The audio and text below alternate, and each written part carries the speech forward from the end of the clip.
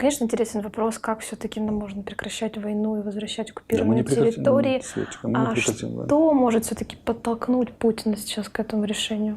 К прекращению войны? Да. Ничто. Его главной целью является восстановление Советского Союза и победа в холодной войне, переиграть холодную войну. Разрушение системы коллективной безопасности в Европе, крушение НАТО, если не де юре, то де факто Евросоюза, и игра на один со странами Евросоюза, каждая из которых Россия, конечно, сильнее.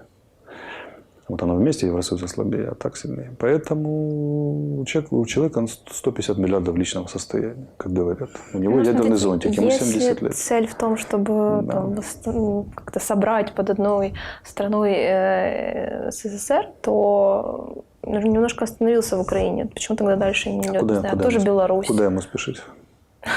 Это стратегические цели. Я когда-то говорил, здесь же апостроф, что операция рассчитана до 2032-2035 года. Они не делаются быстро, такие дела. А какой итог должен быть в 1932 году? Ну, я думаю, что новая форма империи, они найдут какой-то способ. Реконфигурировать должны внешнюю политику, внутреннюю политику переначать. Россия, Беларусь, Украина, либо часть Украины, возможно, Армения, Молдова, север Казахстана. Ну, это не важно, там региональные договоры и так далее. Украина, Беларусь, то три единства народов славянских точно должно быть собрано.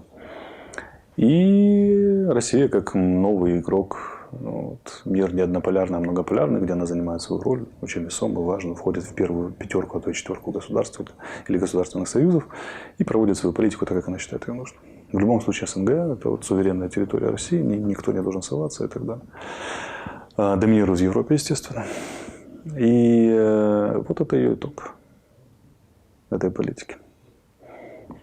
Почему именно к 2030 году? Ну, они нормальные планировщики. Если ситуация 91-й, до прихода Путина к власти, сколько разваливалась ситуация? С 91 по 99, 8 лет. Для того, чтобы это восстановить, нужно минимум умножать на 2. Решили они это делать в 2007 году. Окончательно. После Майдана они начали планировать, там 1,5-2 года ушло на планировку. В 2007 они выходят, произносят Мюнхенскую речь и выходят из договора по ограничению обычных выражений в Европе. 2007 плюс 16 сколько? 23. 23, но учитывая, что с началом этих всех операций на них возлагают санкции, начинается противодействие, то надо умножать еще минимум на 1,5. Выходит 32-35. Какая ситуация в Украине может этому способствовать? Только вступление в НАТО. Что мы под них ушли снова? Если в НАТО не вступим, нам конец. У нас нет сил на нейтралитет, мы не удержим нейтралитет. Нейтралитет, почему-то наивные люди думают, что нейтралитет – это когда вот можно мало тратить на оборону, потому что мы ни с кем не собираемся воевать. Нейтралитет стоит раз в 10 дороже, чем война с кем-то.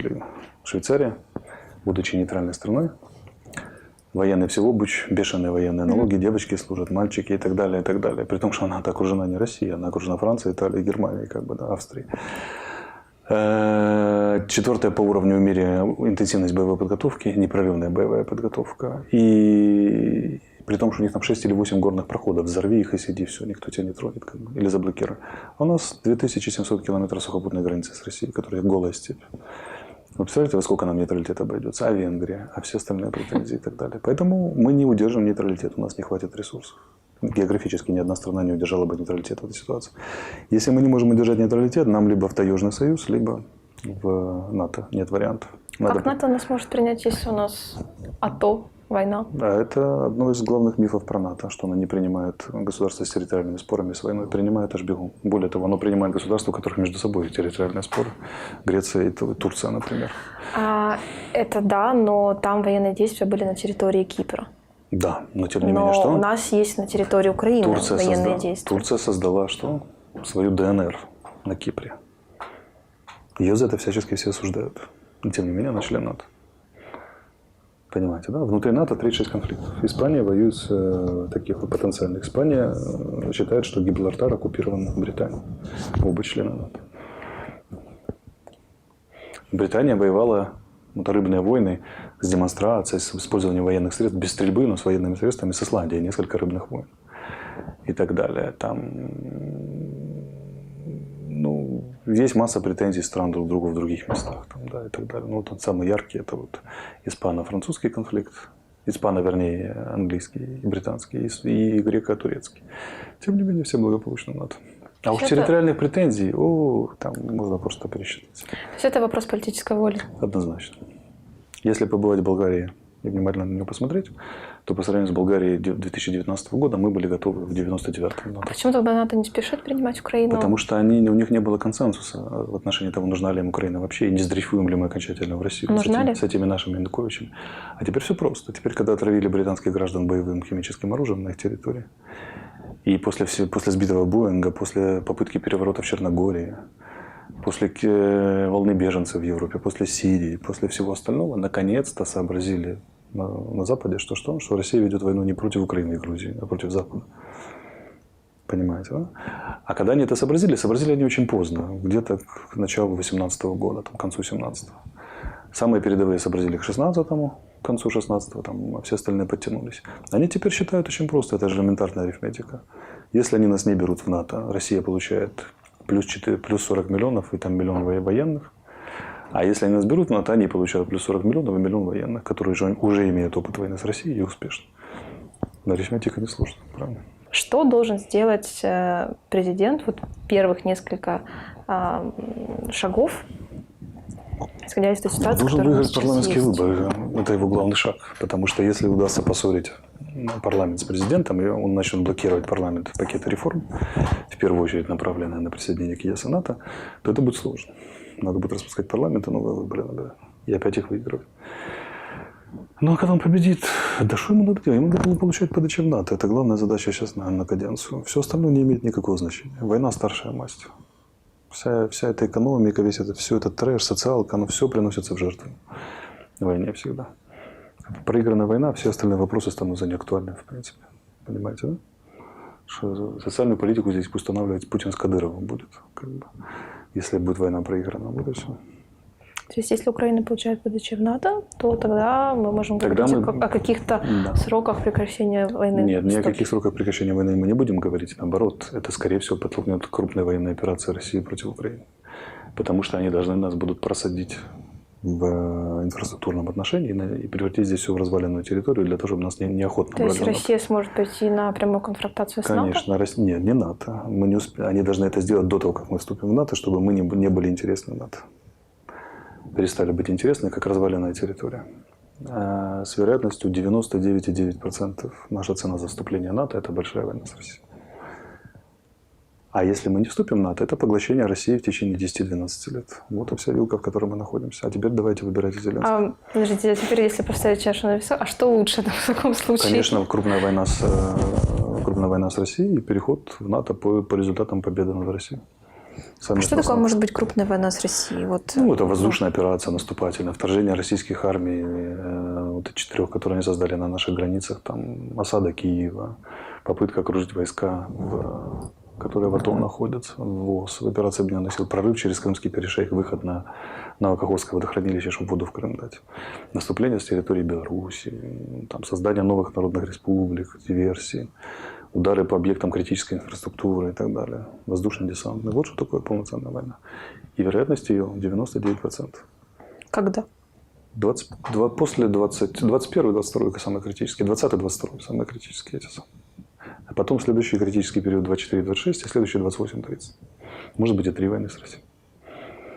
А что в 24-28? Это, если пойдет такая большая война, то что будут провозглашены новые народные республики? Конечно. Как только зайдет, российские диверсанты зайдут перед тем, как зайдут российские танки, и провозгласят Харьковскую, Сумскую, Черниговскую, Одесскую, Херсонскую народную республику и так далее. Запорожскую народную республику. А как Украина может получить ПДЧ в НАТО и не встрять в большую войну с Россией? Никак. Разве что на Россию наедут так, дадут ей понять, что не надо. Или, например, санкциями, эмбарго или чем наедут? Например, санкциями, эмбарго, просто негласно или гласно предупредят, что будет сильно бобо при попытке провести войну. Например, перекинуть сюда американскую авиационную группировку и скажут, что все, пацаны, ничего не будет, даже не суетесь. Зайдут контингенты НАТО, станут вокруг Киева по левому берегу и так далее. Могут сделать так, что к этому моменту в России власть сменится, например. Попробуют сделать. Придут какие-нибудь либералы, которые скажут, окей, вступайте. Мы опять хорошая страна. Всякое может быть. А при каких условиях может смениться власть в России? Какие вы видите видимые причины? Если будет в России порожден внутриэлитный конфликт, и та часть элиты, которая считает, что продолжение такой политики России на победу в холодной войне и там развал ЕС и НАТО, и вообще политика быть изгоем на Западе и воевать с Западом невыгодна, и она приобретет достаточную силу, чтобы устранить вот эту вот группировку, которая просто настроена на СССР-2, на проект СССР-2, тогда да, она переиграет. А вариант мирного урегулирования ситуации на Донбассе Никогда. вы рассматриваете? Никогда.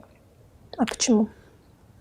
Ну, Мне кажется, как раз Запад такие варианты рассматривает. да, Запад рассматривает такие варианты, предлагая России одуматься. Для этого надо, чтобы Россия одумалась. А чего бы она одумалась? С какой стати? Но опять-таки, Хоть единый повод. Пригрозят какими-то Если новыми... придет либеральное это или пригрозят очень сильно. Но с другой стороны, вот чем всерьез можно пригрозить стране, у которой ядерный щит есть? И ядерные средства нападения. Ну, вот всерьез. Чем? Довести Россию, мне кажется, до той ситуации, когда уже будет стоять вопрос, нажимать ли на ядерную кнопку или нет, это все-таки должно быть очень какое-то серьезное Дело решение. не в этом. Дело в том, что на людей с ядерным оружием невозможно, такого масштаба, как у России, невозможно оказывать серьезное давление. Потому что серьезное давление – это угроза силой. А силой не поугрожаешь человеку с ядерным оружием. Это означает, что... А все экономические санкции для такой страны, как Россия... Ну, Иран 40 лет под экономическими санкциями, куда более тяжелыми, чем Россия. Ну, так он задолбал весь мир, этот Иран. Саудовскую Аравию, Израиль, Сирию, США точно задолбал. Половину Африки и половину Южной Америки. Иран интригует на половине земного шара. И с ним никто ничего не может сделать. Ядерное оружие разрабатывает, там, ракеты в космос запускает. Но Россия чай побольше Ирана и повлиятельнее.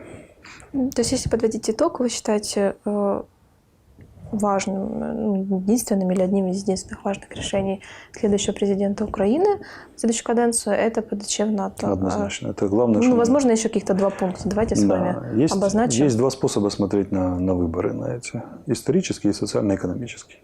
Надо помнить, что социально-экономический способ возможен только потому, что кто-то очень хорошо воюет. В целом, обеспечивано союзниками, поддержкой, там 700 миллионов военной помощи со стороны США, там и так далее. Только поэтому можем вообще вести эти демократические разговоры все. У Украины нет шансов на нейтралитет. Единственное, мы так или иначе сдрейфуем в тот или иной надгосударственный военный союз, только это будет либо таежный союз, либо НАТО. В таежном мы были, мне лично больше не хочется. В НАТО не были, давайте попробуем. На нейтралитет мы точно не удержим. Значит, главной исторической задачей является вступление в НАТО, и никакие социально-экономические жертвы не являются таковыми перед лицом этой задачи. Хоть доллар 250.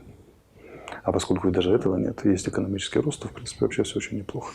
Но ценой заступления НАТО с высокой вероятностью является полномасштабный конфликт с Россией или более масштабный конфликт с Россией, чем сейчас. Или последовательность таких конфликтов. Но в этом конфликте мы будем очень активно поддержаны Западом, вооружением, техникой, помощью, новыми санкциями против России, вполне возможно введением контингента НАТО, бесполетной зоны и так далее. То есть мы ее не проиграем. Это уже хорошо.